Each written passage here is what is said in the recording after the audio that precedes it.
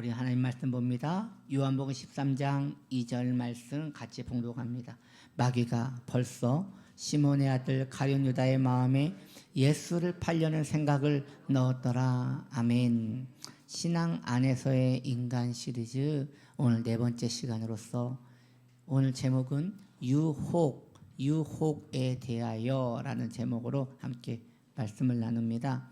오늘 본문 말씀에 의하면 마귀가 가룟 유다의 생각에 예수님을 팔려는 생각을 집어넣었다라고 말하고 있습니다.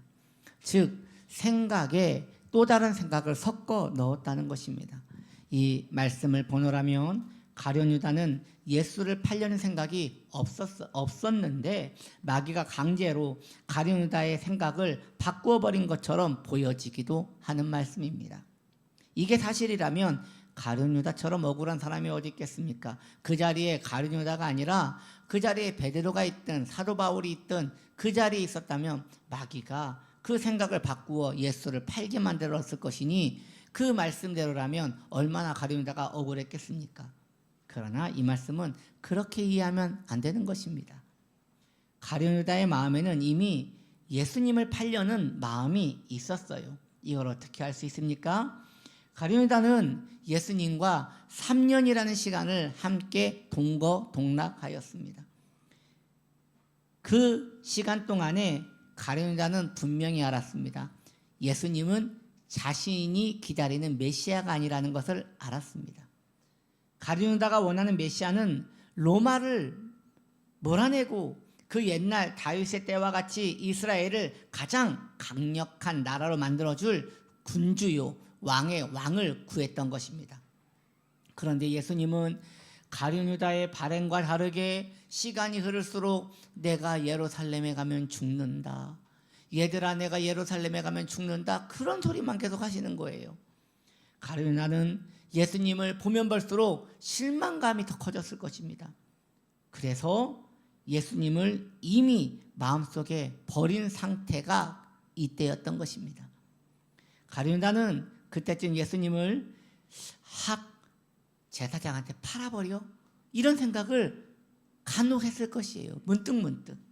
그런데 거기에 예수님을 정말 팔아버려도 되겠다는 합리적인 생각을 마귀가 그 머릿속에 부어주면서 그 일을 행하게 해버린 것이죠. 이왕 버릴 바에는 자신에게 상처를 준 예수님에게 복수를 해야겠다는 마음이 든 것이에요. 가룟 유다는 그 귀한 3년이라는 시간을 예수님을 따라다닌 사람입니다. 그런데 그 3년간 쫓아다녔는데 자기가 속은 거예요. 자기가 생각했던 예수님이 아니었던 것이에요.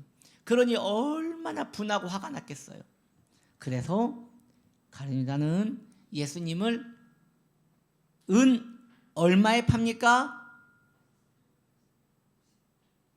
얼마에 팔죠? 갑작스러운 예, 그렇죠. 은 30에 팔지요. 은 30에 판다는 것은 중요한 거예요. 왜냐? 은 30은 당시의 노예의 가격이었기 때문입니다. 여러분, 그 당시 노예의 가격은 비싼 가격이 아니었습니다. 즉 예수님을 모욕하려는 목적으로 노예의 가격으로 일부러 팔아넘겼다는 것이죠. 여기에서 가룟 유다의 마음에는 이런 마음이 있는 것이에요. 당신은 메시아가 아니요.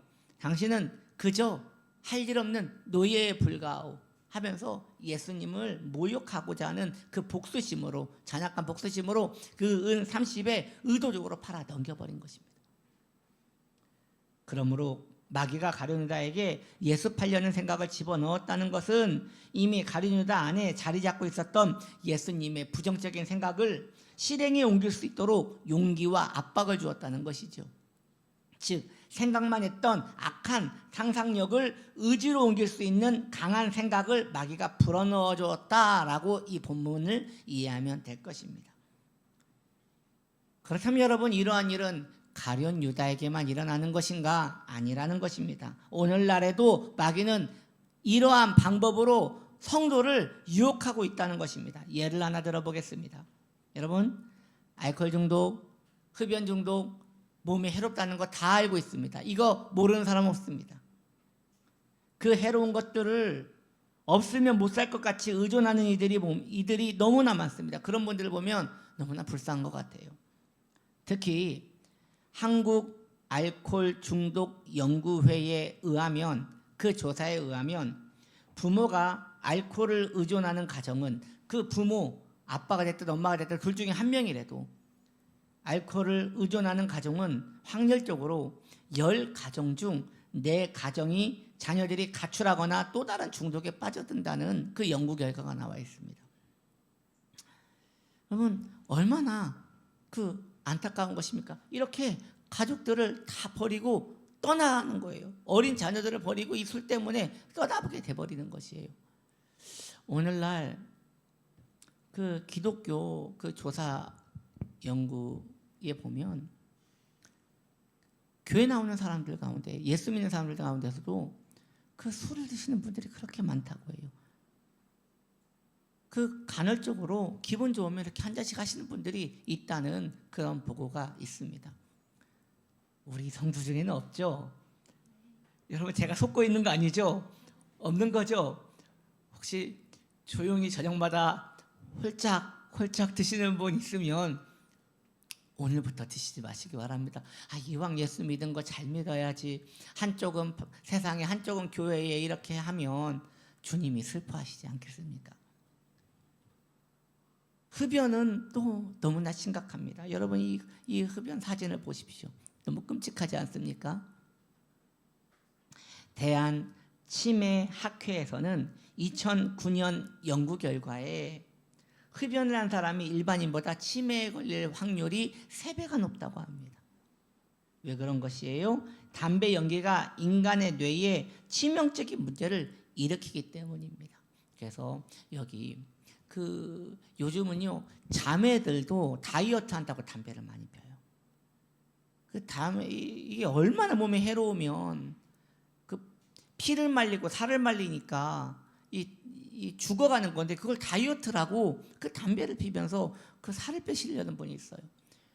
우리 교회 청년들은 그렇지 않기를 바랍니다. 그냥 뚱뚱하게 사세요. 그게 차라리 나아요. 담배를 필 바에 그냥 찌세요. 그게 복인 것 같습니다. 그리고 우리 교회 학교, 그 담배 피면 안 된다 너희들.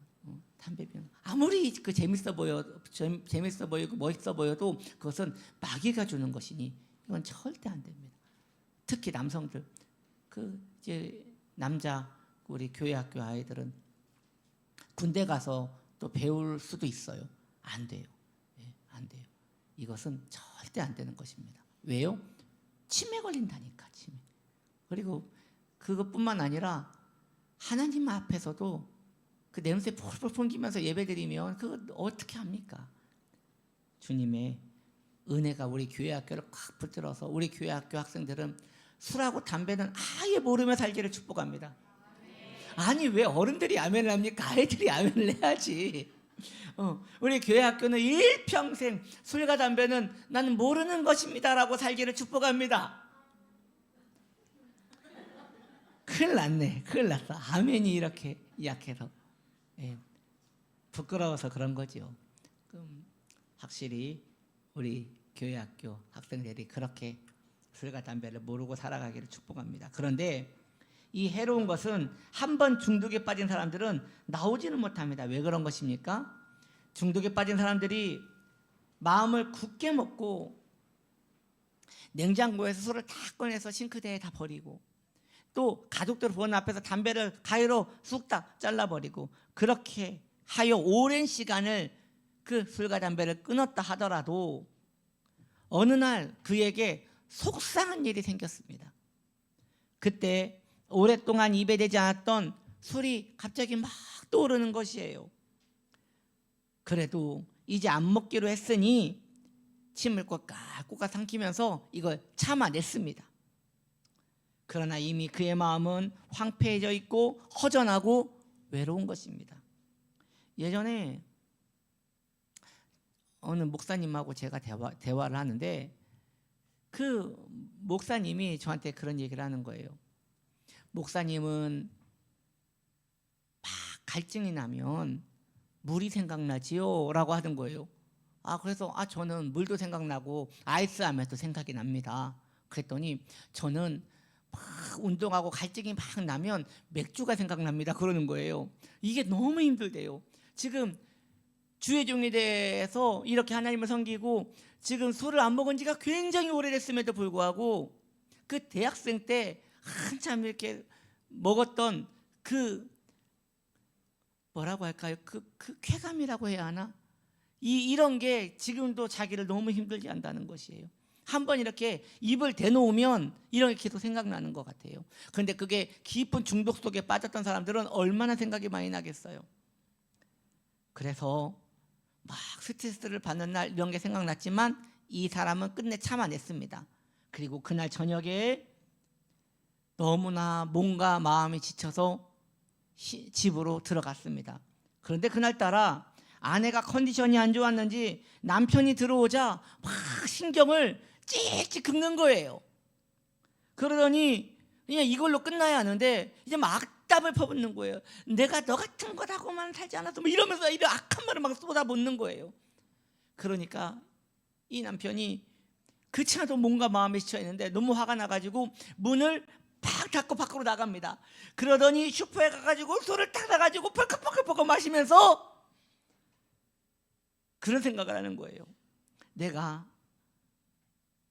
이 여자 때문에 결국 술을 먹는구나. 내가 이 여자만 아니었으면 지금까지 참았던 술을 끊을 수 있었을 텐데 저 여자 때문에 내가 어쩔 수 없이 술을 먹는구나 하고 술을 마시며 이 아내를 원망하더라는 것이에요. 여러분, 정말 그런 것입니까? 그 아내 때문에 정말 술을 먹은 것입니까? 아니라는 것이에요. 이미 술에 대한 강렬한 욕망이 있었고 그것에 대하여 상상했지만 용기가 안 나서 못했던 것을 한번 건드려 준 거죠. 한번 그 환경이 만들어질 수 있도록 명분을 준 것이지요. 이렇게 교묘한 방법으로 마귀는 항상 성도를 사냥하는 것입니다.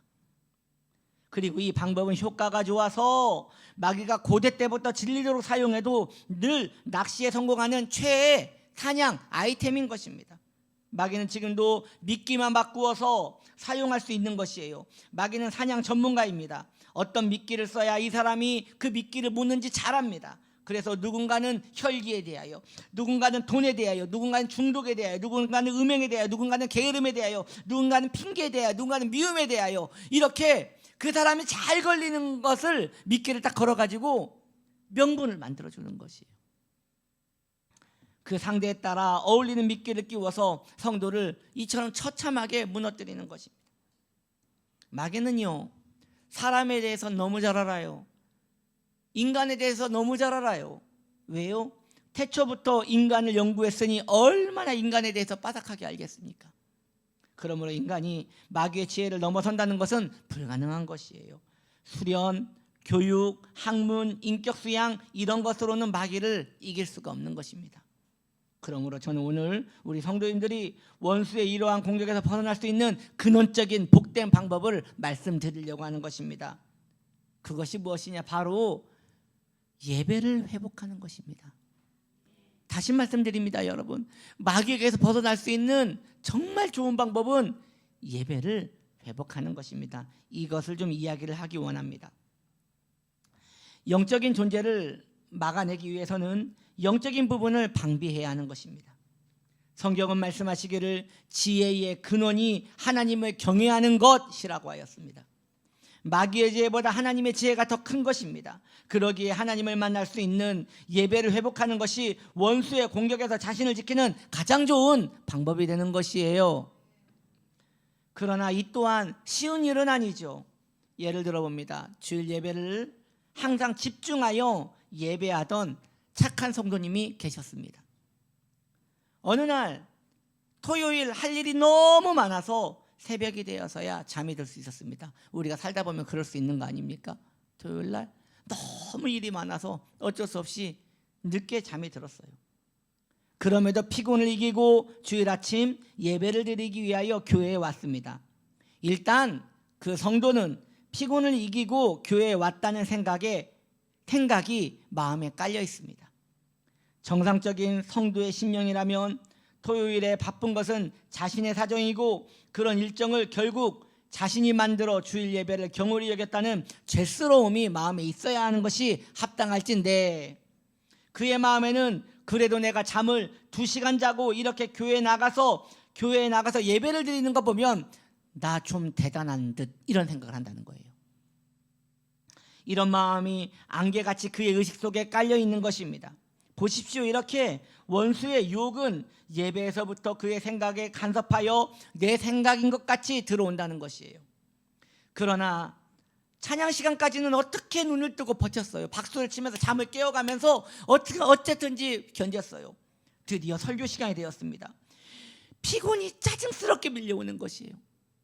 눈을 뜨는 것이 너무 괴롭습니다.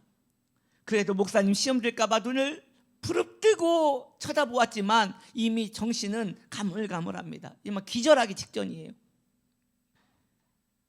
그럼에도 불구하고 그의 마음에는 죄송함이란 없어요. 그래도 내가 예의를 지켜 눈을 뜨고 예배에 동참하고 있는 게 얼마나 대단한가, 이런 생각으로 마음이 계속 뺏기는 거예요. 이 성도는 예배도 이렇게 엉망으로 드렸음에도 불구하고 회개하지 않을 것입니다. 왜냐하면 무엇을 잘못했는지 모르기 때문이에요. 자신은 신앙의 의무를 다 지켰기 때문에 문제가 없다고 생각하는 것이에요. 그리고 평안히 예배를 드리고 집으로 가는 거예요. 여러분이요, 지금 이 성도는 큰 착각을 하고 있는 것입니다. 신앙의 의무는 교회에 나와 예배당 자리에 앉아 있는 것이 아닙니다. 예배라는 도구를 통하여 나 위하여 그 아들의 피를 흘리게 해주신 사랑의 하나님을 경외하며 그 하나님을 예배하는 것, 사랑하는 것, 이것이 신앙의 의무인 것입니다. 그러므로 성도는 자신의 마음을 그 예배 1시간 동안 하나님 앞에 쏟아 놓아야 하는 것입니다. 사랑하는 치유나무교회 성도님들이요, 예배는 극장이나 연극이 아닙니다. 관람하는 것이 아닙니다. 희생제사입니다. 예배는 희생제사입니다. 우리가 이 자리에 양이나 소를 가지고 오지는 못하지만 예수의 피를 매개체로 하여 우리의 몸과 영혼을 산제사로 하나님께 올려드리는 것, 이것이 바로 예배인 것입니다. 내가 예수를 십자가에 못 박은 죄인입니다. 이 고백에 마음을 담아 상한 심령을 올려드려야 하는 것입니다. 그리고 예수의 피가 나의 죄를 용서하셨다는 그 용서에 대한 감격을 하나님께 올려드리는 것이 하나님이 받으실 만한 예배가 되는 것입니다. 마귀는 우리가 이렇게 예배에 대하여 진지한 생각을 하지 못하도록 막는 것이에요. 아까 그 성도님은 그렇게 피곤한 주일 예배를 대충 그렇게 참석하였습니다. 마귀의 유혹은 항상 처음에 이렇게 시작됩니다. 좀 더 확장하여 성도를 유혹할 방법을 찾는 것이에요. 처음에만 어렵습니다. 처음은 그렇게 걸고 넘어지면 그 다음부터 그 고리를 통하여 계속 게으르게 악하게 엉망으로 예배를 만들어버리는 것입니다. 마귀가 제일 싫어하는 것이 성도가 예배에 대하여 진지해지는 것입니다. 성도는 예배를 드리는 일에 적당한 두려움이 있어야 합니다. 그것이 바로 경외함입니다. 마귀는 예배를 느슨하게만 만들 수 있다면, 그 영혼이 예배를 느슨하게 들을 수 있게만 할 수 있다면 그 영혼이 교회를 10년을 다니든 50년을 다니든 별로 개의치 않을 것입니다. 이미 그 영혼은 자신의 그물 안에 있는 물고기와 다를 바가 없기 때문입니다. 예배가 살아나게 되면 원수의 공격에서 자신을 지킬 수 있습니다. 예배는 우리를 하나님과 연결시키는 하늘의 문이기 때문입니다. 예배가 무너지면 마귀는 성도의 생활에 직접적으로 간섭할 수 있습니다. 예배의 경건이 무너진 성도는 틀림없이 삶의 경건도 무너지게 되어 있습니다. 이것이 원칙이에요. 예배가 무너졌는데 삶의 경건이 여전히 유효하다고요? 아닙니다. 있을 수 없는 일입니다. 이것은 외식입니다. 진정한 경건은 아닌 것입니다. 주일에 하나님께 집중할 수 있는 사람이 평일에도 하나님께 집중하며 살 수 있는 것입니다. 마귀는 그러한 일이 일어나지 않도록 성도의 삶 곳곳에 덫을 쳐놓고 유혹하는 것이에요. 왜요? 반대로 일상에서 하나님을 경외하지 않는 사람이 주일날 하나님께 영광을 돌릴 수 없기 때문입니다. 그래서 주일 예배와 일상의 예배는 연결되어 있는 것입니다. 이러한 일들은 어렵지 않게 우리가 볼 수 있어요. 일평생 예배를 한 번도 빠진 적이 없는 사람이 예배를 빠진다는 일은 매우 희귀한 일입니다. 그런데 한 번 빠진 사람이 그 다음에 또 빠지는 일은 생각보다 어렵지 않아요. 그리고 거기에 두세 번 빠진 사람이 자주 빠지는 일은 이제 익숙한 패턴이 되는 것입니다. 이제는 문제만 생기면, 일만 생기면, 건수만 생기면 쉽게 빠질 수 있는 것이에요. 누군가는 이것을 우연이라고 말할 수 있겠습니다. 혹은 어쩔 수 없는 일이라고 유혹하며 속살거릴 것입니다. 그러나 마귀의 유혹은 그렇게 어설프지 않아요. 치밀하며 촘촘합니다. 한번 걸려들면 그 영혼에게 결정적인 타격을 줄 때까지 포기하지 않는 것이 원수의 공격 방법입니다. 베드로전서 5장 8절은 이렇게 말합니다. 근신하라, 깨어라, 너희 대적 마귀가 우는 사자같이 두루다니며 삼킬 자를 찾나니 라고 하였습니다. 성경은 마귀를 사자라고 합니다. 사자가 사냥하는 모습을 다큐에서 본 적이 있습니다. 사자는요, 사냥감을 정하면 근처에서 엎드려서 기회를 엿봅니다. 이렇게 말이에요. 그리고 먹잇감이 방심할 때에 결정적으로 달려들어 숨통을 물어서 사냥을 성공시키는 것입니다. 사자는요, 그 어깨 힘이 좋고 발이 커서 그 스윙하는 힘이 엄청 강하대요. 그래서 앞발을 스윙하여 타격을 가하면 300kg의 거구가 쓰러진다고 합니다. 그리고요, 사자의 발톱은요, 길이가 8cm입니다. 8cm. 그래서 갈고리같이 사냥물 몸에 발톱을 박아 넣으면 끌려갈지언정 놓치지 않는 거예요. 또한 제일 강한 게 사자의 턱뼈입니다. 이 턱뼈는요, 순간적으로 콱 깨물 때 30톤의 힘을 발휘한답니다. 그래서 사자가 작정하여 사냥물의 목을 물 때 목뼈가 부러진대요. 대단한 것이죠. 그 큰 물소 같은 게 확 물면 목뼈가 부러지는 거예요. 그래서 맥을 못 추고 쓰러지는 것이죠.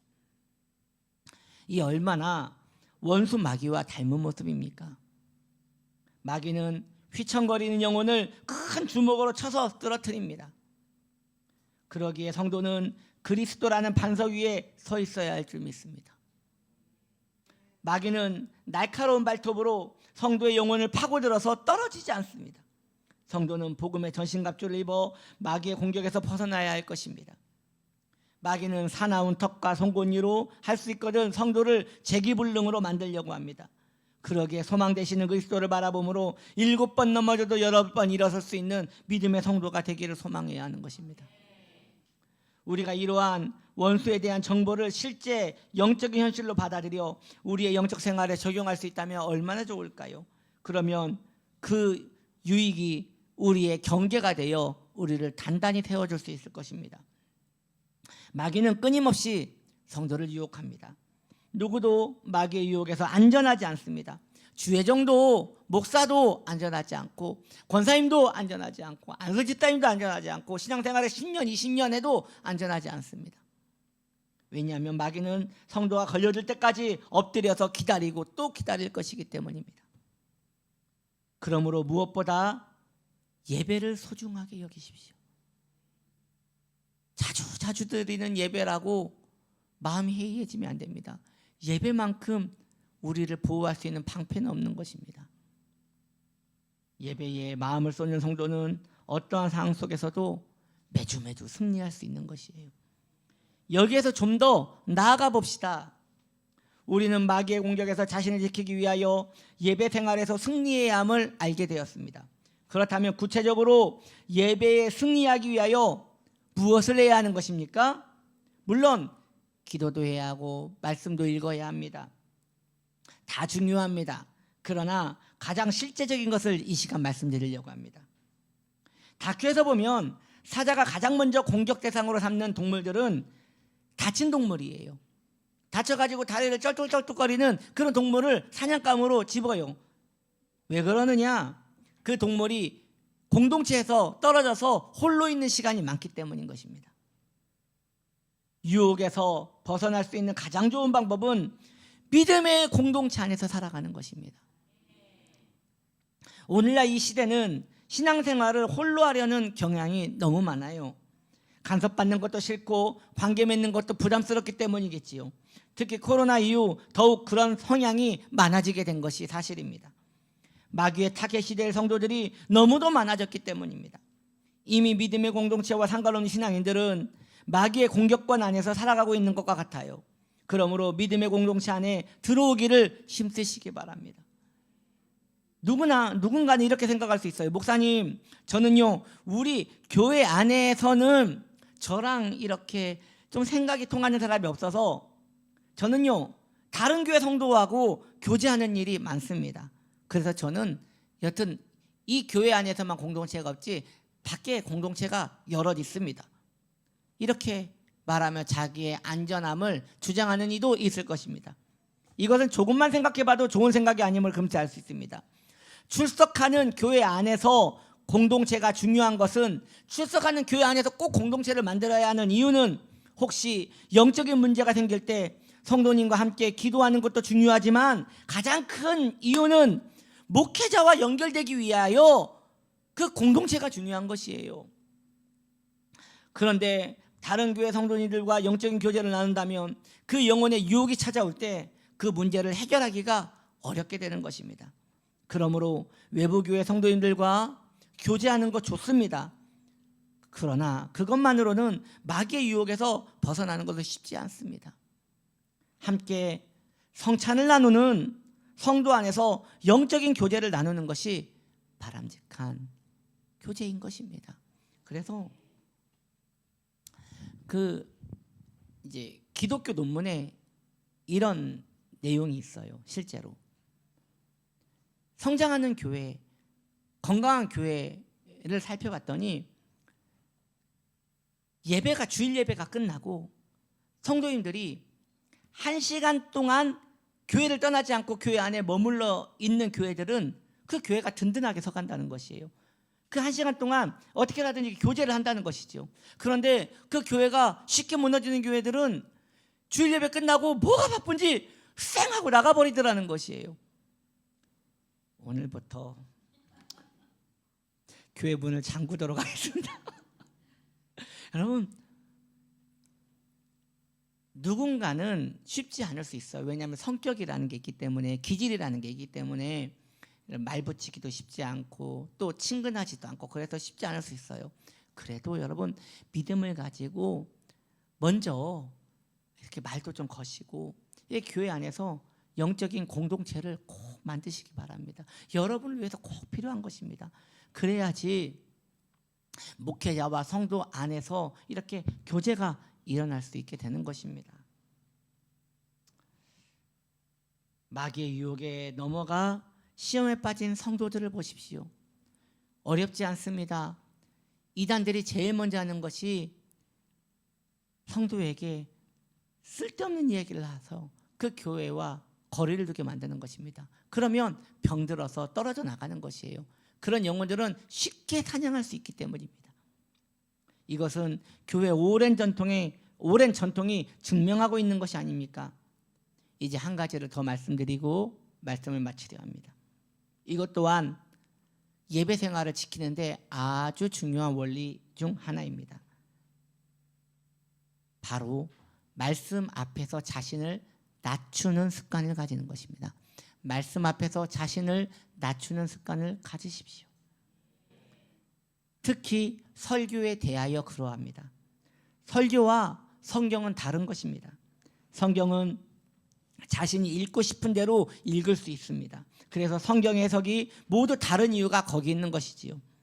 그러나 목회자의 설교는 찔림이 명확합니다. 특히 영적인 상태가 좋지 않을수록 다 자기를 향하여 책망하는 설교로 들리게 되어 있는 것입니다. 누군가는 목사님이 일부러 나를 책망한다고 생각할 수도 있겠습니다. 표적 설교로 인하여 시험에 드는 성도가 있는 이유가 거기에 있는 것이지요.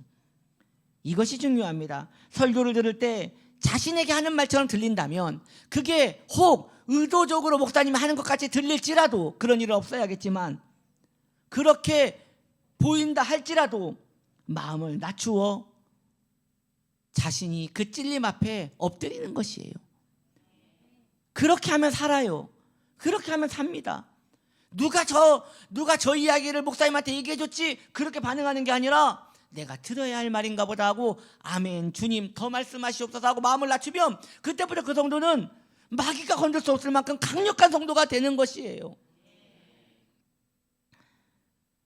이렇게 말씀에 찔림이 있고 말씀 앞에 자기가 서려고 할 때, 그때 이렇게 고백하는 것입니다. 하나님 말씀은 합당하십니다.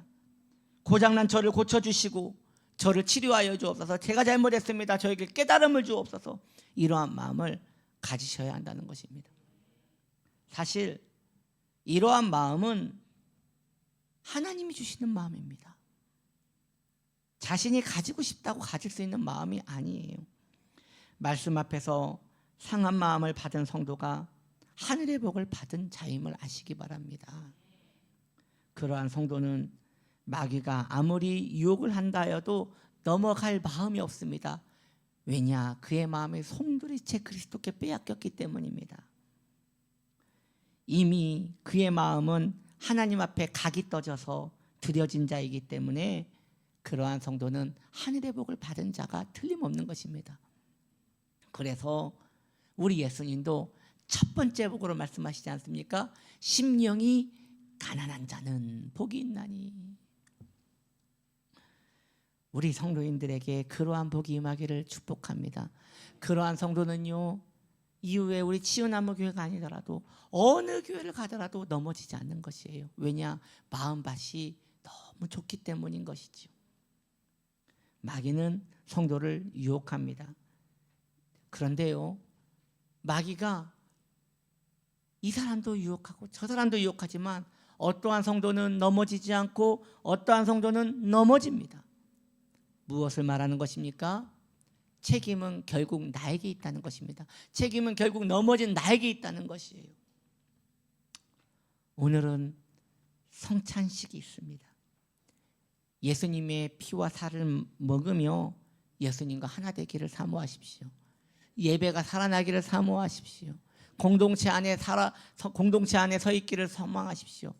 여러분이요, 이 성찬은 함께 떡을 나누며 피를 나누면서 우리가 한 공동체임을 고백하는 의식입니다. 그래서 이 성찬을 먹을 때 예수님과 내가 한 몸이듯 여기 있는 성도님들도 나와 가족이구나라는 마음으로 성찬을 먹으며, 성찬을 뗀 후에는 이 성도님들이 어쩌면 내 가족보다 더 친근하게 느껴지는 이유가 거기 있는 것입니다. 그렇게 마귀의 유혹을 이겨 믿음의 여정을 끝까지 승리하며 나아가는 저와 여러분 되시기를 예수님의 이름으로 축복합니다.